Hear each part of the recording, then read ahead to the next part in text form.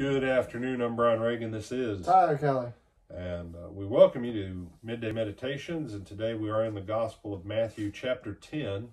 For those of you who are wondering, the daily readings that we do as a church, if you want to get a copy of this, by all means, send me an email, lakebutlerchurchofchrist@gmail.com. We'll send you a picture or PDF of our reading schedule so that you can follow along. But we take a part of whatever the gospel reading is at lunch, and in the morning we examine the proverb of the day. So today we are in Matthew chapter 10, verse 1, and then verses 5 through 15, Tyler. Then Jesus summoned his 12 disciples and gave them authority over unclean spirits to cast them out and to cure every disease and every sickness. These 12 Jesus sent out with the following instructions. Go nowhere among the Gentiles and enter no town of the Samaritans, but go rather to the lost sheep of the house of Israel. As you go, proclaim the good news. The kingdom of heaven has come near. Cure the sick, raise the dead, cleanse the lepers, cast out demons. You receive without payment, give without payment. Take no gold or silver or copper in your belts, no bag for your journey, or 2 tunics, or sandals, or a staff, for laborers deserve their food. Whatever town or village you enter, find out who in it is worthy, and stay there until you leave. As you enter the house, greet it. If the house is worthy, let your peace come upon it, but if it is not worthy, let your peace return to you. If anyone will not welcome you or listen to your words, shake off the dust from your feet as you leave that house or town. Truly I tell you, it will be more tolerable for the land of Sodom and Gomorrah on the day of judgment than for that town. All right. So he sends them out with a mission, the 12. This is the first sending. There will be another sending of an additional 70. But Jesus very specifically forbids them to go to anyone other than the lost sheep of the house of Israel, because the gospel first has to go to Israel. They get what's known in deals as the first right of refusal. You know, if Tyler buys something of mine, let's say Tyler buys, I don't know, he buys my coffee mug collection. And I say to him, if you decide to sell it, brother, you make sure you call me and give me first right of refusal to buy it back.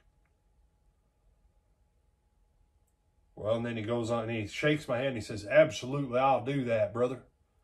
And then he goes on ahead and he sells them, and I go over to his house and say, you got a cup for some coffee? And he brings me a cup that has nothing on it. It doesn't say Marine Corps or have anything really cool on the pictures. I go, where's the coffee mugs you bought from me?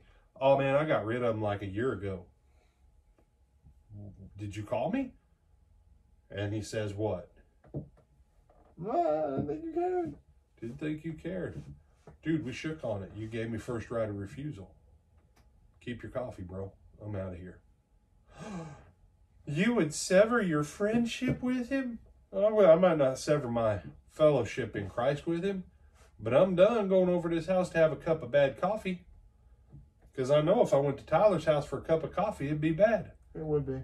It would be. He probably just put the grounds in the cup and put some water and stir it up and go, all right, there's some grounds at the bottom, but it should have some coffee flavor. It's really rich and strong. For full disclosure, he has had coffee I've made before, and he said it wasn't bad. That's true. It wasn't bad. That also means it wasn't fantastic. That's right. So, yeah, Tyler doesn't make bad coffee. Okay.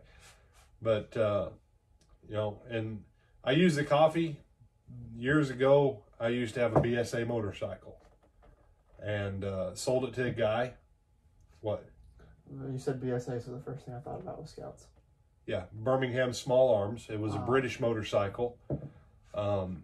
650 Lightning, 1967 650 Lightning, that I had done the rework on after a dude had crashed it when I was a kid.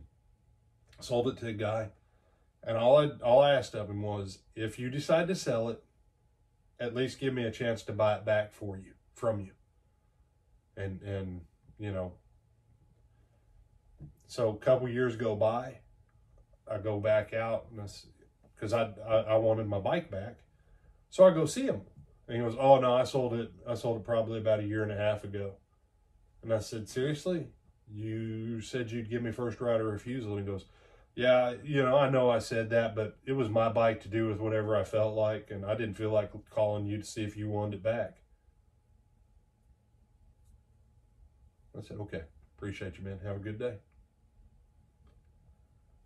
Same thing here. God's been working with the Jews for a long time. Before that, it was the whole nation of Israel. As the Hebrew people, God's been working with them. They have to get the gospel first. Romans 1:16, you remember what that says, Tyler? Not off the top of my head. For I am not ashamed of the gospel of Christ, for it is the power of God to all those who believe, to the Jew first, and also to the Greek. To the Jew first. They get first right of refusal. And they did. And they did. Granted, there were a lot that did obey the gospel after Pentecost, but most of the nation rejected Jesus during his lifetime of ministry. And it's an interesting thing. Here he says, don't go to the Samaritans or the Gentiles or the nations. But in Matthew 28:18, then he'll tell them what? Now go to all the nations. Once his death was complete, God had fulfilled his obligation to Israel. And then the gospel was opened up for the whole world. So, you say, but he waited till, Acts chapter 10. He confirmed the new covenant with them for 7 years, just like he prophesied in the book of Daniel. So, any other thoughts on this one? No, sir. So, just a little thing on that. I'm Brian Reagan. This is Tyler Kelly. And we'll see you tonight for Twilight Talks.